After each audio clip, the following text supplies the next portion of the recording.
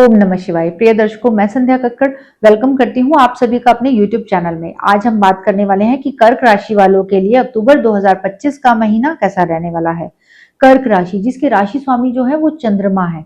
सबसे पहले बात करेंगे हम आपके करियर के बारे में कि आप लोगों का करियर कैसा रहने वाला है। करियर की बात करें ना तो आपके 10th हाउस के लॉर्ड जो है वो मंगल देव हैं, और जो कि 4th हाउस में तुला राशि में बैठने वाले हैं बुध के साथ। तो यहाँ पर जो मंगल की 7वीं दृष्टि है ना आपके प्रोफेशन हाउस पर पड़ने वाली है, यानी कि आपको जो है ना मंगल देव पूर्ण सपोर्ट करने वाले हैं आपके काम को ग्रोथ देने में, आपके किसी प्रोफेशन को ग्रोथ करने में। यहाँ पर ना आप में लीडरशिप क्वालिटी भी ना बहुत अच्छी रहने वाली है। किसी भी काम को लीड कैसे करना है ना वो आपसे बेटर कोई जान ही नहीं सकता। तो मंगल देव यहाँ बैठकर आपका फुल सपोर्ट करते हैं। यहाँ पर जो है ना शनि देव जो है आपके 9th हाउस में मीन राशि में रहने वाले हैं पूरा महीना। तो यहाँ पर आपको आपके भाग्य का सपोर्ट भी मिलने वाला है, यानी कि करियर में अगर भाग्य का सपोर्ट मिल जाए तो ये सोने पर सुहागा है। लेकिन शनि देव जो कि कर्मों की देवता है ना, आपको तब रिजल्ट देते हैं जब आप अच्छे कर्म करते हैं। तो इस टाइम पर आपको अपने कर्मों पर ध्यान देना चाहिए, हार्डवर्क करना चाहिए, ईमानदारी से काम करना चाहिए। अब हम बात करेंगे कि जॉब वालों के लिए महीना कैसा रहने वाला है। जॉब वालों की बात करें ना तो 6th हाउस के लॉर्ड जो है वो जुपिटर है, जो कि 12th हाउस में बैठकर अपनी ही पूर्ण दृष्टि से 6th हाउस को देखेंगे। तो यहाँ पर आपके जॉब में प्रमोशन के चांस बनते हैं, जॉब के अंदर ग्रोथ के चांस बनते हैं। लेकिन केतु देव की भी 5वीं दृष्टि इस पर है, तो कई बार हो सकता है कि आपका जो मन है ना वो ना लगे, यानी कि आप बिना मन से काम कर सकते हैं। थोड़ी सी कंफ्यूजन भी आपको रह सकती है। तो इस टाइम पर ना थोड़ा सा एक चीज का ध्यान रखना चाहिए। आपको कोई भी अपने जॉब से रिलेटेड कोई भी डिसीजन है ना उसको लेने से पहले आप किसी की सलाह ले लें, ये आपके लिए बहुत अच्छा रहेगा। अब हम बात करेंगे हेल्थ के बारे में। हेल्थ के बारे में बात करें ना तो मंगल देव जो है ना आपके 4th हाउस में रहने वाले हैं, जो कि आपके मेंटल पीस को डिस्टर्ब करने का काम करते हैं, जिसकी वजह से जो है ना आपकी हेल्थ भी इफेक्ट होती है। तो यहाँ पर थोड़ा सा मंगल को शांत रखने की कोशिश करें, यानी कि अपने अग्रेशन पर कंट्रोल रखें, अपनी वाणी पर कंट्रोल रखें, अपनी मदर के साथ जो है ना वो कनेक्शन सही रखें, क्योंकि 4th हाउस जो है ना वो मदर का भी कारक है। कई बार यहाँ पर मंगल बैठकर आपकी मदर की हेल्थ को भी डिस्टर्ब करने का काम करते हैं। तो यहाँ पर थोड़ा सा आपको सावधानी रखनी होगी, अपने खाने पीने की चीजों से रिलेटेड थोड़ी सी सावधानी रखें। अब हम बात करेंगे मैरिड कपल्स के बारे में। मैरिड कपल्स के बारे में बात करें ना तो मैरिड लाइफ को देखते हैं हम आपके 7th हाउस से, जिसके जो लॉर्ड हैं वो शनि देव हैं, जो कि आपके भाग्य स्थान पर बैठने वाले हैं। तो यहाँ पर आपके पार्टनर के साथ साथ आपको शनि देव का भी सपोर्ट मिलेगा।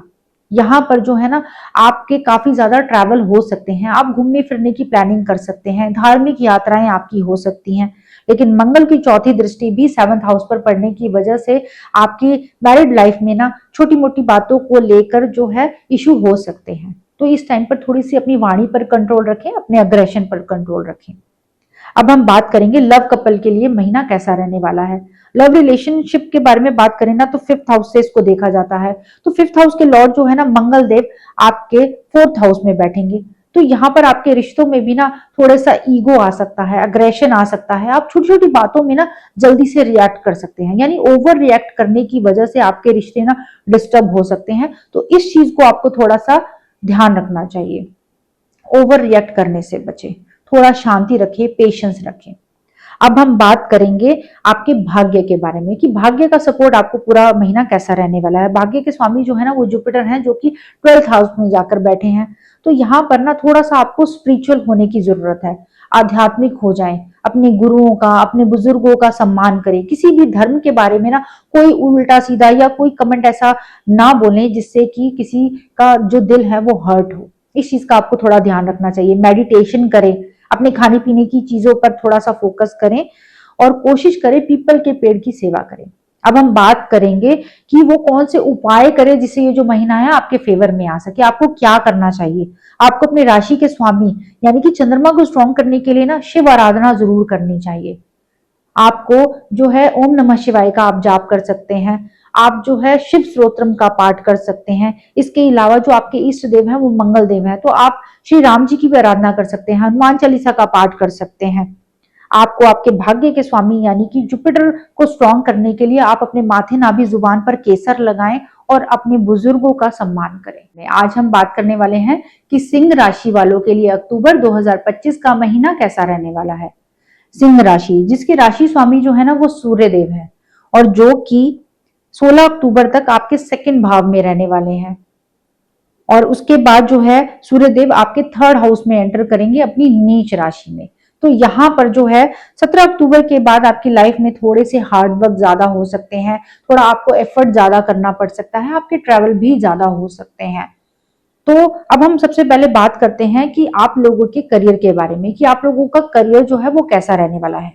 करियर की बात करें ना तो आपके प्रोफेशन हाउस के यानी कि 10th हाउस के लॉर्ड जो है ना वो आपके फर्स्ट हाउस में बैठे हैं, फर्स्ट हाउस में यानी कि केतु के साथ। तो यहाँ पर ना आप लोगों के करियर में ग्रोथ देने का तो काम करते हैं, लेकिन इनकम के भी काफी अच्छे सोर्सेस बनते हैं, लेकिन आप पैसा कितना सेव करते हो ना, इसमें थोड़ी सी प्रॉब्लम आपको देखने को मिल सकती है। तो इस चीज का आपको थोड़ा सा ध्यान रखना होगा, यानी कि कोई भी काम करें तो थोड़ी सी प्लानिंग बनाकर काम करें, सलाह लेकर काम करें, नहीं तो जो है ना पैसों से रिलेटेड आपको प्रॉब्लम देखने को जरूर मिल सकती है।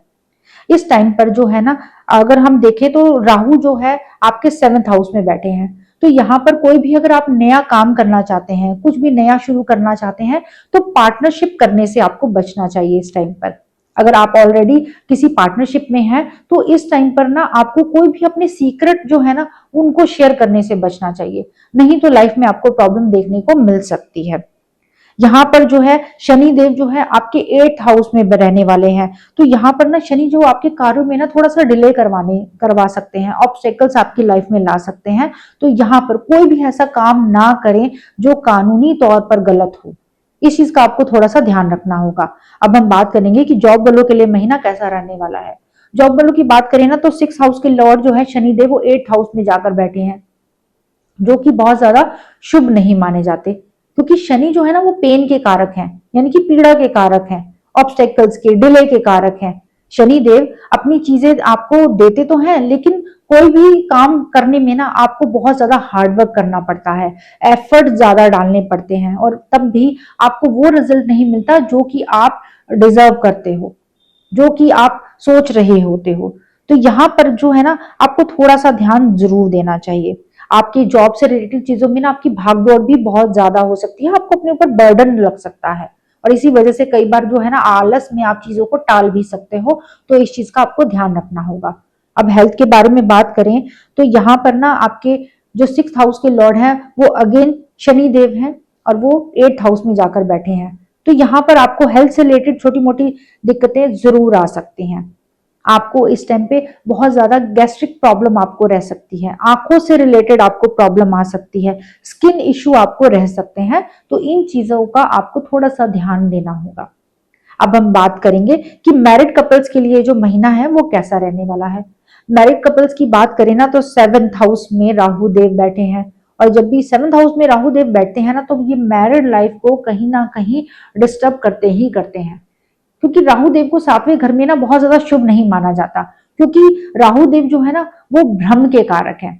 तो यहाँ पर ना आपके रिश्तों में ना भ्रम पैदा कर देते हैं, ट्रस्ट इशू ले आते हैं, बिना वजह के छोटे मोटे इशू क्रिएट कर देते हैं। आप अपने पार्टनर के प्रति ना थोड़े ओवर पोजेसिव हो जाते हो, जिसकी वजह से आपकी मैरिड लाइफ में जो है प्रॉब्लम आनी शुरू हो जाती है। जुपिटर की जो है 9वीं दृष्टि आपके 7th हाउस पर पड़ने वाली है, यानी कि अमृत वर्षा आपके 7th हाउस पर होने वाली है। तो राहु यहाँ बैठकर आपकी मैरिड लाइफ को जितना मर्जी खराब कर ले, लेकिन जब जुपिटर यहाँ पर देखते हैं तो आपकी मैरिड लाइफ को सेव करने का काम भी करते हैं, लेकिन सिर्फ 16 अक्टूबर तक। यानी कि 17 अक्टूबर के बाद जो है ना जुपिटर भी अपनी 12th हाउस में अपनी उच्च राशि में जाने वाले हैं, कर्क राशि में। तो उससे पहले तक तो जुपिटर जो है वो आपकी मैरिड लाइफ को सेव करेंगे, उसके बाद आपको थोड़ी सी सावधानी ज्यादा रखनी होगी। अब हम बात करेंगे लव कपल्स के बारे में कि आप लोगों के लिए जो आपका लव रिलेशनशिप जो है ना वो आपकी कैसे रहने वाली है। इसके जो कि 5th हाउस से देखते हैं, जिसके लॉर्ड जो है अगेन जुपिटर है और जो कि अपनी 7वीं दृष्टि से अपने आपके 5th हाउस को देखेंगे, यानी कि आपके प्यार भरे रिश्ते को बढ़ाने का काम करते हैं। इस टाइम पर जो है ना राहु और गुरु का एक नवम पंचम का योग भी बन रहा है। राहु से 5वें घर पर जो है जुपिटर बैठे हैं और जुपिटर से 9वें घर पर राहु बैठे हैं। तो ये नवम पंचम का योग है, यानी कि आपके विवाह का योग भी बन रहा है। इस टाइम पर अगर आप अपने लव रिलेशनशिप को आगे बढ़ाना चाहते हो, यानी कि शादी में कन्वर्ट करना चाहते हो ना, तो भी ये टाइम जो है ना आपके लिए बहुत ज्यादा सपोर्टिव रहने वाला है। अब हम बात करेंगे स्टूडेंट के बारे में कि आपकी एजुकेशन कैसे रहने वाली है। तो यहाँ पर भी जुपिटर की 7वीं दृष्टि आपके 5th हाउस पर पड़ने वाली है, तो यहाँ पर आपकी बुद्धि को बढ़ाने का काम करते हैं। आप जो है ना अपनी न्यू स्किल सीखने का काम करते हो, यानी कि नई नई स्किल्स आपको सीखने का मौका मिलता है। गुरुओं का, आपके मेंटोर का आपको सपोर्ट मिलता है, जिसकी वजह से आप लाइफ में ग्रोथ करते हो। अब हम बात करेंगे कि आपके भाग्य के स्वामी के बारे में। आपका जो भाग्य के स्वामी है ना, वो मंगल देव है, जो कि अपनी 7वीं दृष्टि से अपने भाग्य भाव को ही देखेंगे। तो यहाँ पर जो है ना, आपको लाइफ में बहुत ज्यादा आपके ट्रैवल ज्यादा हो सकते हैं इस महीने। आप बहुत ज्यादा धार्मिक यात्राएं करने वाले हो सकते हो। आप जो भी काम कर रहे हो ना, उसमें आप पूरा एफर्ट डालने वाले होगे, बहुत ज्यादा हार्ड वर्क करने वाले होगे, और उसमें आपका भाग्य पूर्ण रूप से सपोर्ट भी करेगा। तो अब हम बात करते हैं कि वो कौन से उपाय करे जिससे ये जो महीना है ना वो आपके सपोर्ट में रहे। आपको क्या करना चाहिए? आपको सबसे पहले अपने जो राशि के स्वामी है ना सूर्य देव को सही रखने के लिए आपको कुछ उपाय करने चाहिए, क्योंकि आधा महीना जो है ना सूर्य देव नीच के रहने वाले हैं। इस टाइम पर सूर्य देव की पावर जो है ना थोड़ी सी कम हो जाती है, तो इसके लिए आपको सूर्य देव को रोज रेगुलर जल देना चाहिए। आपको सूर्यदेव की आराधना करनी चाहिए। आपको अपने पिता का सम्मान करना चाहिए, उनके पैर छूकर आशीर्वाद लेने चाहिए। इसके अलावा आपको जुपिटर को सही रखने के लिए ना अपना माथे नाभि जुबान पर केसर लगाना चाहिए, पीपल के पेड़ की सेवा करनी चाहिए, और अपने भाग्य के स्वामी को सही रखने के लिए यानी कि मंगल को सही करने के लिए आपको हनुमान चालीसा का पाठ करना चाहिए। नीम के पेड़ में जल जरूर देना चाहिए। आज हम बात करने वाले हैं कि कन्या राशि वालों के लिए अक्टूबर 2025 का महीना कैसा रहने वाला है। कन्या राशि, जिसके राशि स्वामी जो है ना वो बुध देव है, और जो कि 3 अक्टूबर से लेकर 24 अक्टूबर तक तुला राशि में रहने वाले हैं 2nd हाउस में, वो भी मंगल के साथ। यानी कि पूरा महीना जो है मंगल आपको 2nd भाव के रिजल्ट देने वाले हैं। 2nd भाव जो कि आपके धन का है, आपकी वाणी का है, आपके कुटुंब का है, फूड का है। तो यहाँ पर जो है ना बुध आपकी जो वाणी है ना उसको बहुत ज्यादा अट्रैक्टिव करने का काम करते हैं, यानी कि आपको ऐसी समझ देते हैं कि कहाँ पर किस सिचुएशन में कैसी वाणी बोलनी है। यहाँ पर लेकिन मंगल भी साथ में बैठे हैं, तो आपकी वाणी में कई बार जो है ना मंगल की वजह से अग्रेशन आ सकता है। तो इस टाइम पर ना थोड़ी सी अपनी वाणी पर थोड़ा कंट्रोल रखना होगा, नहीं तो आपकी वाणी की वजह से प्रॉब्लम आ सकती है। अब हम बात करेंगे कि आप लोगों का करियर कैसा रहने वाला है। करियर की बात करें ना, तो आपके 10th हाउस की जो लॉर्ड है वो भी बुध ही बनते हैं, और आपके 10th हाउस में जुपिटर बैठे हैं, और आपके 7th हाउस में शनिदेव बैठे हैं। तो ये जो टाइम होगा ना आपको थोड़ा सा प्रैक्टिकल ज्यादा होने की जरूरत होगी। आपको मतलब दूसरों की हेल्प तो करनी है, लेकिन कोशिश करें थोड़ी सी प्रैक्टिकल ज्यादा हो जाए, नहीं तो प्रॉब्लम हो सकती है। इस टाइम पर ना आपको ना अपना मैनेजमेंट सही रखना होगा, प्लानिंग बनाकर काम करना होगा, नहीं तो कई बार जो है ना एक शुक्र और केतु का कॉम्बिनेशन भी आपके 12th हाउस में बन रहा है, तो यहाँ पर क्या प्रॉब्लम हो सकती है कि आपके पास इनकम तो आएगी, पैसा तो आएगा, लेकिन वो खर्च कहाँ हो जाएगा ना इसके बारे में आपको पता ही नहीं लगेगा। आप इसकी वजह से परेशान हो जाओगे, इसीलिए आप प्लानिंग बनाकर काम करें और मैनेजमेंट अपनी सही रखें।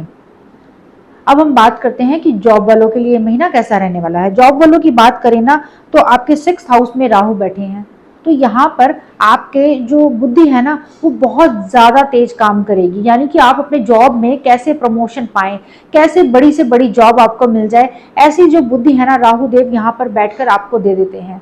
तो कई बार यहाँ पर ना जल्दी पैसा कमाने के चक्कर में ना जो आपका इंटरेस्ट है ना, कई बार राहु देव गलत चीजों की तरफ भी दिलवा देते हैं। तो इस चीज से आपको थोड़ी सी सावधानी रखनी होगी, अपने डेली रूटीन को सही रखना होगा, नहीं तो आपको थोड़ी बहुत दिक्कतें रह सकती हैं। यहाँ पर ना आप लोगों के जॉब के पर्पज से ना काफी ज्यादा ट्रैवलिंग के चांस भी बनेंगे। जॉब अगर आप फॉरेन में जाकर जॉब करना चाहते हो तो भी ये टाइम आपको काफी ज्यादा सपोर्ट कर सकता है। अब हम बात करेंगे कि हेल्थ वाइज ये जो महीना है आप लोगों के लिए कैसा रहने वाला है। हेल्थ की बात करें ना, तो यहाँ पर आपका जो डेली रूटीन है ना उसके डिस्टर्ब होने की वजह से आपको हेल्थ इशू आ सकते हैं, नींद की प्रॉब्लम रह सकती है, स्किन इशू आपको हो सकते हैं। इस टाइम पे ना आपकी कोई ना कोई खाने पीने की ना कोई बुरी आदत आप शुरू कर सकते हो, तो इन चीजों को लेकर आपको थोड़ा सा अलर्ट रहना होगा। अब हम बात करेंगे कि मैरिड कपल के लिए ये जो महीना है कैसा रहने वाला है।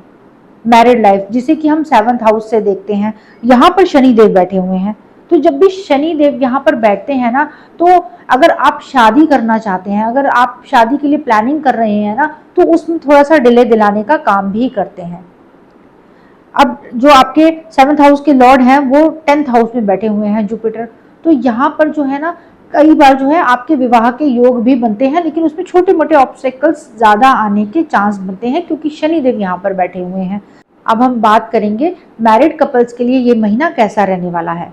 मैरिड कपल्स की बात करें ना, तो उसके लिए हमें 7th हाउस देखना होता है। 7th हाउस के जो लॉर्ड हैं वो जुपिटर हैं, जो कि 10th हाउस में बैठे हुए हैं, और इसके अलावा जो शनि है वो आपके 7th हाउस में ही बैठे हुए हैं।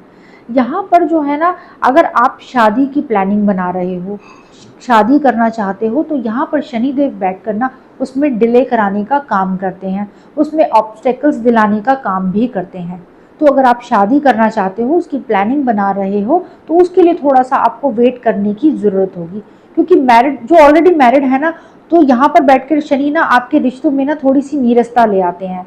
यानी कि आप अपने रिलेशन में ना थोड़े से एब्सेंट माइंडेड हो सकते हो। आपके पार्टनर के साथ अटैचमेंट तो होती है, लेकिन आपको ना प्यार जताना नहीं आता। आप अपने पार्टनर से बहुत ज़्यादा उम्मीदें रखते हो, जिसकी वजह से आपकी मैरिड लाइफ डिस्टर्ब होती है। तो इस चीज़ का थोड़ा ध्यान रखें, अपने पार्टनर से बहुत ज़्यादा उम्मीदें ना लगाएं। अब हम बात करेंगे लव कपल के लिए महीना कैसा रहने वाला है। लव रिलेशनशिप, जिसे कि 5th हाउस से देखते हैं, और जिसके लॉर्ड जो है शनिदेव हैं, और जो कि 7th हाउस में बैठे हुए हैं। अगर आप किसी लव रिलेशनशिप में हो और अपनी शादी के लिए प्लानिंग कर रहे हो ना, तो यहाँ बैठे हुए शनिदेव आपको बहुत ज़्यादा सपोर्ट करते हैं। यहाँ पर आपके मैरिज होने के योग भी बनते हैं, लेकिन आपको एक चीज़ का थोड़ा सा ध्यान रखना है कि आप अपने रिश्तों में ना कोई भी चीटिंग से बचें। अगर किसी फायदे के लिए अगर आप अपना कोई कनेक्शन बना रहे हैं, कोई रिश्ता जोड़ रहे हैं, तो उससे सावधान रहने की आपको बहुत ज़्यादा ज़रूरत होगी। यहाँ पर ना आपके शादी के योग तो बनते ही बनते हैं, लेकिन ना आप अपने रिश्तों को लेकर ना थोड़े से सीक्रेटिव ज़्यादा हो सकते हो। तो आपको अपने रिश्तों को बेटर करने के लिए ना अपने पार्टनर को थोड़ा टाइम ज़्यादा देना होगा, ईमानदारी रखनी होगी अपने रिश्ते में, सबसे इम्पोर्टेंट यही रहेगा आपके लिए। अब हम बात करेंगे कि स्टूडेंट के लिए ये महीना कैसा रहने वाला है। स्टूडेंट्स की बात करें ना, तो 5th हाउस के लॉर्ड आपके 7th हाउस में बैठे हुए हैं, तो यहाँ पर आपके काफ़ी ज़्यादा इम्प्रूवमेंट के चांसेस बनेंगे। बस एक चीज़ का थोड़ा ध्यान रखना होगा, आलस से आपको थोड़ा सा बचना होगा, ओवर कॉन्फिडेंस से आपको बचना होगा। आप ये सोचेंगे कि मेरा काम हो जाएगा, मैं कल कर लूँगा, लेकिन वो काम जो है ना आपके डिले पे डिले होते चले जाएंगे, और वो काम होंगे ही नहीं, पेंडिंग रह जाएंगे, जिसकी वजह से आपको प्रॉब्लम इन फ्यूचर में आ सकती है। तो थोड़ा सा ध्यान रखें, अपने काम पर फोकस रखें, और जो भी प्लानिंग बनाकर काम करें, तभी ये टाइम जो है आपको सपोर्ट करेगा। अब हम बात करेंगे आपके भाग्य के स्वामी के बारे में। आपके जो भाग्य के स्वामी है ना, वो शुक्र देव हैं, जो कि 12th हाउस में केतु के साथ जाकर बैठे हैं। शुक्र जो कि लग्जरीज के कारक है, लव रोमांस के कारक हैं, धन के कारक हैं, इन सारी चीजों के कारक हैं। और जब केतु उनके साथ जाकर बैठ जाता है ना, तो इन सारी चीजों में जो है कमी कर देता है। तो इस टाइम पर आपको ना थोड़ा सा अपनी पर्सनल हाइजीन पर ध्यान रखना होगा। फीमेल्स के साथ जो अपने रिलेशन है ना, उनको हमेशा सही रखने होंगे, फीमेल्स की रिस्पेक्ट करनी होगी। अब हम बात करते हैं कि वो कौन से उपाय करें जिससे ये जो महीना है आपके फेवर में रहे। आप क्या कर सकते हो। सबसे पहले तो आप अपने लग्न के स्वामी यानी कि राशि के स्वामी जो कि आपके बुध हैं, उनको सही रखने के लिए आप छोटी कंजकों की सेवा कर सकते हो। उन्हें कुछ ना कुछ खाने पीने की चीज़ें गिफ्ट में दे सकते हो, स्टेशनरी आइटम गिफ्ट में दे सकते हो। इसके अलावा आप शनि देव को प्रसन्न करने के लिए जितने भी 4th क्लास एम्प्लॉय होते हैं ना, या आपके अंडर जितने भी काम करने वाले लोग होते हैं, उन्हें कुछ ना कुछ गिफ्ट दे सकते हो। उन्हें खाने पीने की चीज़ें आप गिफ्ट में दे सकते हो। पीपल के पेड़ की सेवा कर सकते हो, बुजुर्गों की सेवा कर सकते हो। और इसके अलावा आप श्री सूक्त का पाठ जरूर करें, लक्ष्मी माँ की आराधना करें। तो आशा करते हैं ये जो महीना है आपके लिए बहुत सारी खुशियां और कामयाबी लेकर आएगा। ओम नमः शिवाय।